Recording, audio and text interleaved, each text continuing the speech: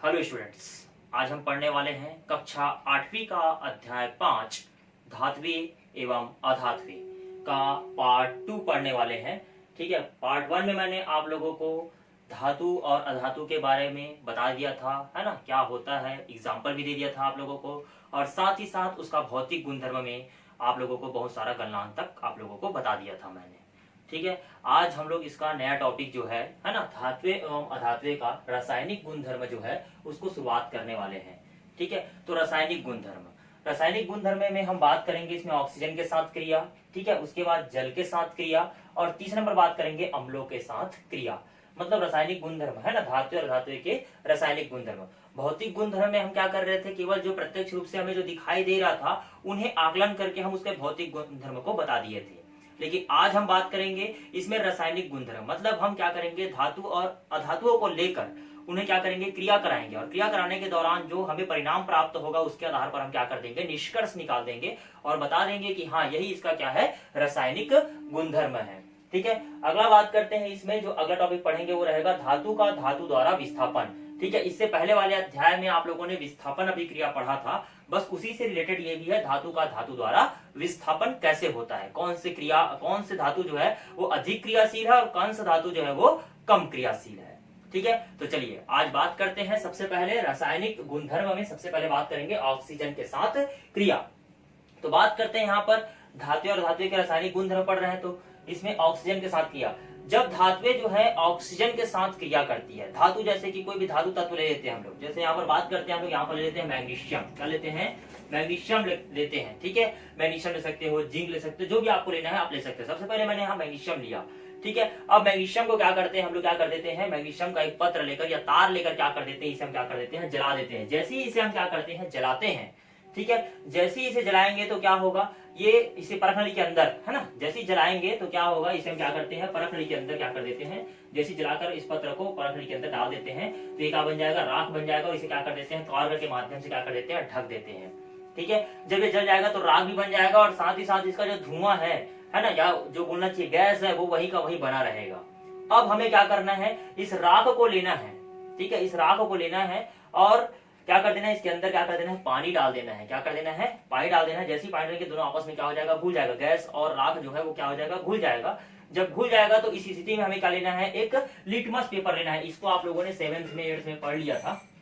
ठीक है, पिछले वाले लेसन ही बताया था मैंने आप लोगों को, और साथ ही साथ आप लोगों ने इसको कक्षा 7वीं में पढ़ लिया है, अम्ल, क्षार और लवण वाले अध्याय में, है ना, लिटमस पेपर के बारे में पढ़ा होगा आप लोगों ने, नीला लिटमस पेपर और लाल लिटमस पेपर। ठीक है, तो यहाँ पर हमको लेना है लिटमस पेपर लेना है। लिटमस पेपर लेकर, ठीक है, हमें क्या करना है, दोनों में जांच करना है। एक जगह लेंगे हम लोग, क्या लेंगे, लाल लिटमस पेपर, और एक जगह लेंगे नीला लिटमस पेपर। ठीक है, यहाँ मैं लिख देता हूँ रेड और यहाँ लिख देता हूँ ब्लू।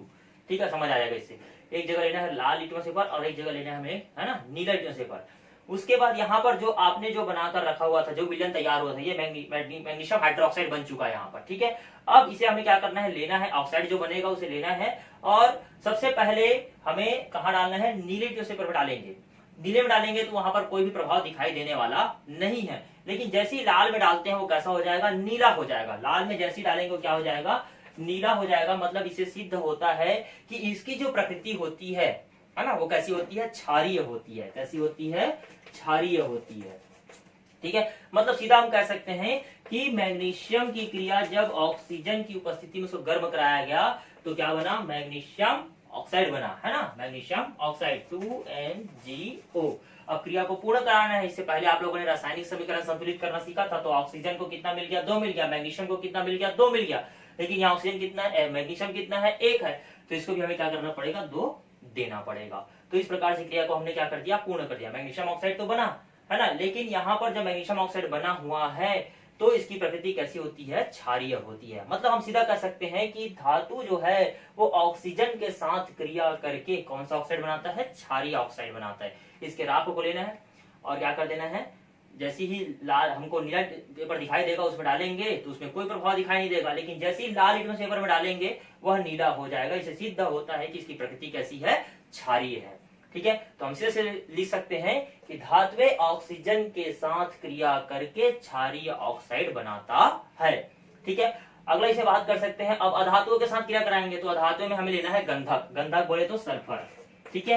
सल्फर का सेम प्रोसेस यही करना है आपको। क्या करना है, यहाँ पर आपको गंधक लेना है, गंधक को गर्म करना है, उसका राख जो प्राप्त होगा उसे आप पहले लाल लिटमस पेपर में डालेंगे तो उसमें कोई भी प्रभाव दिखाई देने वाला नहीं है। उसके बाद हम क्या करते हैं, उसे नीले लिटमस पेपर में डालते हैं तो कैसा हो जाएगा, लाल हो जाएगा। नीला कैसा हो जाएगा, लाल हो जाएगा। तो इसे सिद्ध होता है कि नीला जब लाल हो गया तो क्या बन गया उसमें, है ना, अम्लीय ऑक्साइड बन गया। मतलब हम सीधा कह सकते हैं कि अधात्वय जो है ऑक्सीजन के साथ क्रिया करके अम्लीय ऑक्साइड बनाता है। तो सल्फर जो है ऑक्सीजन के साथ क्रिया करके क्या बनाता है, सल्फर डाई ऑक्साइड बनाता है। और इसकी जो प्रकृति रहेगी वो कैसी रहेगी, अम्लीय रहेगी। ठीक है। तो पहला नंबर मैंने बता दिया आप लोग को, धात्विय ऑक्सीजन के साथ क्रिया करके क्षारीय ऑक्साइड बनाता है, और अधात्विय जो है ऑक्सीजन के साथ क्रिया करके क्या बनाते हैं, अम्लीय ऑक्साइड बनाते हैं। ठीक है, ये पहला नंबर क्लियर कर दिया मैंने। ठीक, समझ आ गया होगा। वापस समझा रहा हूं मैं आप लोगों को। ठीक है, धात्विय जो है ऑक्सीजन के साथ क्रिया करके हमने वहां लिया मैग्नीशियम, और मैग्नीशियम का पत्र लेने के बाद उसे हमने क्या कर दिया, जला दिया। जलाने के बाद जो राख प्राप्त हुआ उसे हमने लिया और लेने के बाद में लिटमस पेपर के ऊपर ले जाकर डाल दिया। ठीक है, जब नीले में डाले तो कोई प्रभाव दिखाई देने वाला नहीं था। जैसे ही हमने लाल में डाला वो कैसा हो गया, नीला हो गया। तो इसे सिद्ध होता है कि, है ना, धात्विय जो है ऑक्सीजन के साथ क्रिया करके क्षारीय ऑक्साइड बनाता है ना। अब अधात्विय, तो अधात्विय हमने क्या लिया, सल्फर लिया, गंधक लिया। तो जैसे ही हमने सल्फर और गंधक लिया, है ना, या इसी को सल्फर ही बोलते हैं, गंधक ही बोलते हैं, याद रखिएगा। ठीक है, तो इसको लेने के बाद में हमने क्या किया, इसे भी ऑक्सीजन के साथ क्रिया कराया। इसमें जो ऑक्साइड प्राप्त हुआ, जो राख प्राप्त हुआ, उसे हमने क्या किया, है ना, लाल लिटमस पेपर के ऊपर डाले, कोई प्रभाव दिखाई नहीं दिया। जैसे ही नीले में डाले वो क्या हो गया, लाल हो गया। तो इससे सिद्ध होता है कि यह अम्लीय ऑक्साइड बनाता है। तो अधात्विय ऑक्सीजन के साथ क्रिया करके अम्लीय ऑक्साइड बनाता है। पहला नंबर क्लियर हो गया। ठीक है, चलिए अब दूसरे नंबर की ओर बढ़ते हैं, जल के साथ क्रिया। ठीक है, तो धात्विय अब जल के साथ क्रिया कराएंगे। धातु का किसके साथ क्रिया कराएंगे, जल के साथ क्रिया कराएंगे। तो इसमें हम लोग लेते हैं सोडियम। क्या लेंगे, इसमें हम लोग सोडियम लेंगे। तो सोडियम जो है अत्यधिक क्रियाशील धातु तत्व है। ठीक है, उसे मिट्टी के तेल में रखा जाता है क्योंकि वो हवा और पानी की उपस्थिति में बहुत जल्दी क्या कर लेता है, क्रिया कर लेता है। तो हमें लेना है सोडियम क्योंकि वो नरम धातु है। ठीक है, उसको लेने के बाद में हम उसे काट सकते हैं। ठीक है, बहुत ही नरम धातु होता है, उसे हम चाकू से क्या कर सकते हैं, काट सकते हैं। उसका हम एक छोटा सा, है ना, छोटा सा टुकड़ा लेकर क्या करते हैं, उसे हम चिमटी की सहायता से लेते हैं और उसे परखड़ी के अंदर क्या कर देते हैं, डाल देते हैं। जैसे ही परखड़ी के अंदर डालते हैं और उसमें थोड़ा सा पानी डालते हैं, वो सर से आवाज करता है और वो क्या हो जाता है, जल जाता है। ठीक है, और उसके बाद हमें क्या प्राप्त होता है, एक राख प्राप्त होता है। ठीक है, तो वो जब जल जाएगा तो उस दौरान कौन सा गैस निकलता है, हाइड्रोजन गैस निकलता है। कौन सा गैस निकलता है, हाइड्रोजन गैस निकलता है। ठीक है, इस प्रोसेस को यहाँ देखिएगा बिल्कुल, है ना। हमको लेना है सोडियम का टुकड़ा लेना है। ठीक है, सोडियम का एक छोटा सा टुकड़ा लेना है। टुकड़ा लेने के बाद में हमें क्या करना है ना, इसे हमें क्या करना है, इस परखड़ी के अंदर क्या कर देना है, डाल देना है। जैसे ही परखड़ी के अंदर हम डालेंगे, उसमें थोड़ा सा पानी डालेंगे, वह सर से आवाज करेगा, ध्वनि करेगा, और उसके बाद वो क्या कर देगा, यहाँ पर हाइड्रोजन गैस को क्या कर देगा, मुक्त कर देगा। हाइड्रोजन गैस को क्या कर देगा, वह मुक्त कर देगा। तो इस प्रकार से हम कह सकते हैं कि धात्विय जो है जल के साथ क्रिया करके हाइड्रोजन गैस क्या करता है, मुक्त करता है। ठीक है, बिल्कुल याद रखिएगा। ठीक है, धात्विय जो है ना, जल के साथ क्रिया करके हाइड्रोजन गैस मुक्त करता है। देखिए क्रिया कैसे हो सकता है। ठीक है, समीकरण पूर्णता बना रहा हूं मैं, है ना। सोडियम किसके साथ क्रिया करके, जल के साथ क्रिया करके 2H2O, है ना, सीधा क्रिया बना रहा हूं मैं। यहाँ पर क्या बनाता है, सोडियम हाइड्रोक्साइड बनाता है, 2NaOH, सोडियम हाइड्रोक्साइड बनाता है और हाइड्रोजन गैस को क्या कर देता है, मुक्त कर देता है। ठीक है, तो यहाँ पर इसने जब क्रिया किया तो क्या बना लिया, इसने सोडियम हाइड्रोक्साइड बना लिया। ठीक है, और यहाँ पर बचा कौन, केवल H2, तो वो क्या बना लिया, हाइड्रोजन गैस। मतलब सीधे हम कह सकते हैं कि धात्विय जो है जल के साथ क्रिया करके हाइड्रोजन गैस बनाता है। ठीक है, अभी इसमें और एक बात कर सकते हैं, जैसे बात कर सकते हैं, यहाँ पर मैंने मैग्नीशियम लिया था। ठीक है, वापस और मैग्नीशियम को ले सकता हूं मैं। चलिए मैग्नीशियम को ले लेते हैं। यहाँ पर मैग्नीशियम जो है, अब ये भी धातु तत्व है ना, बिल्कुल याद रखिएगा, धातु है ना। इसका भी क्रिया किसके साथ कराते हैं हम लोग, जल के साथ कराते हैं। 2H2O इक्वल टू क्या बनाएगा, ये मैग्नीशियम हाइड्रोक्साइड बनाएगा। ठीक है, 2Mg, है ना, या लिख सकते हैं MgOH/2। ठीक है, ये तो बन गया। अब बचा क्या है, केवल यहाँ पर देखिए Mg निकल गया, यहाँ से क्या निकल गया, H2 निकल गया और O2 निकल गया। बचा क्या है, केवल H2 बचा है, मतलब हाइड्रोजन गैस बनाती है। तो यही प्रोसेस इसके साथ भी आप लोग कर सकते हैं। मैग्नीशियम को लेना है, ठीक है, तार को जलाना है। जलाने के बाद में जैसे ही आप उसके अंदर पानी डालोगे, है ना, पानी डालोगे तो क्रिया होगी। क्रिया के दौरान कौन सा गैस निकलेगा, हाइड्रोजन गैस निकलेगा, जैसे पहले वाले में हुआ था। ठीक है, उसे पानी डाला था पहले में, आप लोगों को याद होगा, पहले जब बता रहा था उसमें पानी भी डाल दिया था मैंने। ठीक है, तो वहां बन जाता है मैग्नीशियम हाइड्रोक्साइड बन जाता है, और हाइड्रोजन गैस क्या कर देता है, बना देता है। बिल्कुल इस बात को याद रखिएगा। तो हम सीधा कह सकते हैं कि धातुएं जो है जल के साथ क्रिया करके हाइड्रोजन गैस बनाती है, लेकिन अधातुओं में ऐसा बिल्कुल भी कुछ नहीं होता। अर्थात हम सीधा कह सकते हैं अधातुएं जो है जल के साथ क्रिया नहीं करते। चाहे वो गंधक हो, लकड़ी हो, कोयला हो, अगर आप उसे जल में डुबा दोगे तो ऐसा कुछ भी गैस बनने वाला नहीं है, या सीधे सीधे कह सकते हैं कि वह क्रिया होने वाला नहीं है, क्योंकि वो सब क्या है, अधातुएं हैं। ठीक है, चलिए अब मैं ये दोनों को मिटा रहा हूं, उसके बाद इसका जो लास्ट है अम्लों के साथ क्रिया, इसको मैं आप लोगों को बता रहा हूं। ठीक है, चलिए तो अभी हम क्या पढ़ेंगे इसके बाद, फिर अम्लों के साथ क्रिया। इन सबको मैं मिटा रहा हूं, अम्लों के साथ क्रिया कराएंगे अब। ठीक,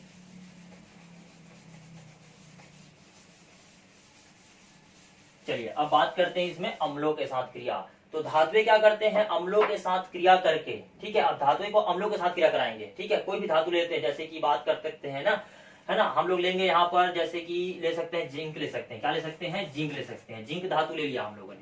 ठीक है, अब इसका किसके साथ क्रिया करा रहे हैं हम लोग, अम्लों के साथ। अम्ल ले लेते हैं, HCl ले लेते हैं। ठीक है, हाइड्रोक्लोरिक अम्ल लेते हैं। इसके साथ जब क्रिया कराएंगे तो क्या बनेगा, ठीक है, ZnCl2 प्लस H2। ठीक है, अब क्रिया को पूर्ण कराना है, यहाँ Cl2 भी लग गया और H2 लग गया, मतलब Cl भी मांग रहा है और हाइड्रोजन भी मांग रहा है, मतलब सामने क्या कर देंगे, 2 का गुना कर देंगे। ठीक है, क्रिया क्या हो गया, पूर्ण हो गया। मतलब सीधे सीधे कह सकते हैं इसमें भी कि धातुएं जो है अम्लों के साथ क्रिया करके क्या करता है, हाइड्रोजन गैस मुक्त करता है। हाइड्रोजन गैस क्या करता है, मुक्त करता है। ठीक है, तो इस प्रकार से हम क्या कर सकते हैं, क्रिया को पूर्ण करा सकते हैं और बता भी सकते हैं कि हाँ, धातुएं जो है अम्लों के साथ क्रिया जब कराते हैं तो क्या करता है, हाइड्रोजन गैस मुक्त करता है। हमको लेना है, क्या लेना है, जिंक लेना है। जिंक के टुकड़े ले लिया आप लोगों ने।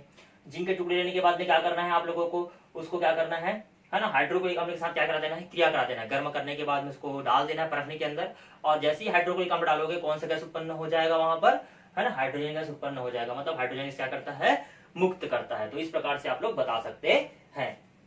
ठीक, चलिए आगे बढ़ते हैं इसमें। ये तो अम्लों के साथ क्रिया हो गया। अब अधातुएं की बात करेंगे, तो अधातुएं जो है अम्लों के साथ क्रिया नहीं करते हैं। ठीक है, तो ये दोनों याद रखिएगा, है ना। जल के साथ भी नहीं क्रिया करता कौन, अधातु जो है वो जल के साथ क्रिया नहीं करता, उसी प्रकार से धातु अम्लों के साथ भी क्रिया नहीं करता। तो इस प्रकार से हम 3 भाग को आज समझ गए। ठीक है, इसमें रासायनिक गुणधर्म में ऑक्सीजन के साथ क्रिया, जल के साथ क्रिया और अम्लों के साथ क्रिया। तो हम क्या लिख सकते हैं, धातुएं जो है ऑक्सीजन के साथ क्रिया करके क्षारीय ऑक्साइड बनाते हैं, अधातुएं ऑक्सीजन के साथ क्रिया करके अम्लीय ऑक्साइड बनाते हैं। समीकरण मैंने बता दिया था आप लोगों को। ठीक है, धातुएं जल के साथ क्रिया करके हाइड्रोजन गैस क्या करता है, बनाता है या मुक्त करता है। ठीक है, उसी प्रकार से अधातुएं जल के साथ क्रिया नहीं करते हैं। इसमें जो समीकरण बताया था धातु वाले में, बिल्कुल उसको आप लोग जान गए, है ना। बात करते हैं, धातुएं अम्लों के साथ क्रिया करके हाइड्रोजन गैस बनाती है और अधातुएं अम्लों के साथ कोई भी क्रिया नहीं करता। तो ये 3 अंतर मैंने बता दिया आप लोगों को, है ना। 5 नंबर का ये आता है पेपर में, बिल्कुल इसको याद रखिएगा। ठीक, चलिए अगला बात करते हैं। अगला जो टॉपिक है, धातु का धातु द्वारा विस्थापन। ठीक है, आप लोगों ने इससे पहले वाले अध्याय में विस्थापन अभिक्रिया, प्रतिस्थापन अभिक्रिया को पढ़ा था, है ना, जो भी आप लोगों के इस परीक्षा में आने वाला है। ठीक है, तो विस्थापन अभिक्रिया किसे कहते हैं, विस्थापन अभिक्रिया ऐसी रासायनिक अभिक्रिया जिसमें अधिक क्रियाशील तत्व कम क्रियाशील तत्व का स्थान ले लेता है और उसे अपने स्थान पर क्या कर देता है, भेज देता है। ठीक है, तो यहाँ पर धातु का धातु द्वारा विस्थापन के बारे में बात करते हैं। तो धातु का धातु द्वारा विस्थापन में जैसे कि बात करते हैं, हम ले लेते हैं मैग्नीशियम ले लेते हैं, मैग्नीशियम के बाद में ले लेते हैं यहाँ पर एल्यूमिनियम ले लेते हैं। ठीक है, जिंक ले लेते हैं, आयरन ले लेते हैं। ठीक है, और साथ ही साथ ले लेते हैं कॉपर। ठीक है, तो हम कहेंगे यहाँ पर, हम कह सकते हैं, क्या कह सकते हैं, है ना, जैसे कि बात कर सकते हैं मैग्नीशियम हो गया, एल्यूमिनियम हो गया, जिंक हो गया, आयरन हो गया। ठीक है, तो मैग्नीशियम का जो क्रियाशीलता है वो जिंक से क्या है, अधिक है ना। उसी प्रकार से एल्यूमिनियम की क्रियाशीलता जो है वो जिंक से क्या है, अधिक है ना। इसको ऐसे लिख देता हूँ थोड़ा सा, है ना, यहाँ ऐसे समझ आएगा। एल्यूमिनियम को यहाँ, जिंक को यहाँ लिख देता हूँ मैं, और एल्यूमिनियम को यहाँ लिख देता हूँ। ठीक है, अब देखो, अब समझने में ज्यादा अच्छा रहेगा। ये मैग्नीशियम है, ये जिंक है, एल्यूमिनियम है, आयरन बोले तो लोहा, और ये कॉपर बोले तो तांबा। ठीक है, तो यहाँ पर धातु का धातु द्वारा क्या करा रहे हैं हम लोग, विस्थापन करा रहे हैं। तो धातु का धातु द्वारा विस्थापन कराने के लिए हम एक प्रयोग करते हैं। हमको करना क्या है ना, हमको 5 परखने लेना है। कितना परखने लेना है, 5। यहाँ मैं प्रोसेस को बता रहा हूँ, आप लोग बिल्कुल ध्यान दीजिएगा। 5 परखने लेते हैं, 1 2 3 4 और 1 5। ये 5 परखने हम लोग ले लिया। ठीक है, ये लेने के बाद भी इसके अंदर हम क्या कर देते हैं, कॉपर सल्फेट डाल देते हैं। क्या डाल देते हैं, कॉपर सल्फेट। सभी में हमने कॉपर सल्फेट डाल दिया। ठीक है, ये सभी में हमने क्या कर दिया, कॉपर सल्फेट डाल दिया। ये कॉपर सल्फेट डालने के बाद में हम क्या करते हैं, है ना, ये मैग्नीशियम का जो है ना धातु तत्व है उसको इसके अंदर क्या कर देते हैं, डाल देते हैं। ठीक है, उसके बाद फिर जिंक को भी डाल देते हैं दूसरे नंबर में, तीसरे में एल्यूमिनियम को डाल देते हैं, चौथे में लोहे को डाल देते हैं और पांचवे में कॉपर को डाल देते हैं। बिल्कुल ठीक है।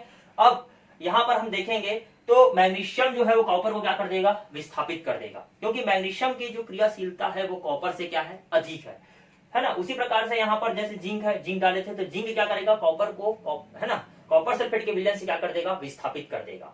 ठीक है, उसी प्रकार से यहाँ पर एल्यूमिनियम भी क्या करेगा, कॉपर सल्फेट के विलयन से कॉपर को क्या कर देगा, विस्थापित कर देगा। लोहा भी है ना कॉपर सल्फेट के विलयन से कॉपर को क्या कर देगा, विस्थापित कर देगा। लेकिन यहाँ पर तांबा में ऐसा बिल्कुल भी होने वाला नहीं, अर्थात वो कोई भी क्रिया करने वाला नहीं, क्योंकि तांबा खुद है और तांबे को ही कैसे विस्थापित कर देगा, तो उसकी क्रियाशीलता जो है वो क्या है, कम है, हम बोल सकते हैं। ठीक है, तो इस प्रकार से हम कह सकते हैं कि मैग्नीशियम की क्रियाशीलता क्या है, सबसे अधिक है। इन चारों से क्या है, मैग्नीशियम की क्रियाशीलता अधिक है, जिंक से भी अधिक है, एल्यूमिनियम से भी अधिक है और आयरन से भी क्या है, अधिक है और कॉपर से भी अधिक है। तो सबसे कम क्रियाशील कौन हुआ, कॉपर। सबसे अधिक क्रियाशील कौन हुआ, मैग्नीशियम। ठीक है, उसके बाद दूसरे नंबर में बात करेंगे तो जिंक, तीसरे नंबर में बात करेंगे तो एल्यूमिनियम और चौथे नंबर में बात करेंगे तो आयरन। ठीक है, तो इस प्रकार से हम बता सकते हैं कि मैग्नीशियम की जो क्रियाशीलता है वो आयरन से क्या है, अधिक है। अगर हम लोग फेरस सल्फेट का विलयन बनाकर मैग्नीशियम को उसके अंदर डाल देते हैं तो वो क्या करेगा, फेरस सल्फेट के विलयन से फेरस को क्या कर देगा, वो विस्थापित कर देगा। कौन, मैग्नीशियम, क्योंकि इसके अंदर जो है क्रियाशीलता सबसे अधिक है। उसी प्रकार से जिंक से भी आयरन का क्रियाशीलता क्या है, अधिक है। तो जिंक का क्रियाशीलता अधिक है, तो जैसे ही जिंक को हम क्या करते हैं, फेरस सल्फेट के विलयन में डुबाकर रख देंगे तो जिंक जो है वो फेरस सल्फेट के विलयन से फेरस को क्या कर देगा, विस्थापित कर देगा। उसी प्रकार से एल्यूमिनियम भी क्या करेगा, फेरस सल्फेट के विलयन से फेरस को क्या कर देगा, विस्थापित कर देगा। अर्थात हम कह सकते हैं कि ये तीनों की क्रियाशीलता आयरन से क्या है, अधिक है। मतलब सीधा सीधा यही बात हो गया कि जिसकी क्रियाशीलता क्रम जो है वो अधिक रहेगा वही क्या करेगा, है ना, आगे प्रोसेस करेगा। मतलब वो क्या करेगा, जैसे विस्थापन अभी कभी बताया मैंने आप लोग को, है ना, अधिक क्रियाशील तत्व क्या करता है, कम क्रियाशील तत्व का स्थान ले लेता है और उसे अपने स्थान पर क्या कर देता है, भेज देता है। बस उसी प्रकार से यहाँ पर जिसकी क्रियाशीलता अधिक है उसी प्रकार से क्रियाशीलता श्रेणी के आधार पर मैंने रख दिया है यहाँ पर। तो हम कह सकते हैं कि मैग्नीशियम की क्रियाशीलता क्या है, सबसे अधिक है। तो ये होता है धातु का धातु द्वारा क्या बोला जा रहा है, विस्थापन। देखो धातु को धातु ही क्या कर रहा था, उस विलयन से क्या कर रहा था, विस्थापित कर रहा था। ठीक है, तो बिल्कुल आप लोगों को समझ आ गया होगा, है ना। इसका जो सारणी बना हुआ है ना 5.23 जो भी बना हुआ है उसको आप लोग क्या करेंगे, बनाकर मुझे भेजेंगे। और साथ ही साथ मैंने आज रासायनिक गुणधर्म है ना पढ़ाया आप लोगों को, धातु और अधातु का, उसका जो अंतर है उसको आप लोग लिख कर क्या करेंगे, मुझे भेजेंगे। तो आज के लिए इतना बहुत है, धन्यवाद।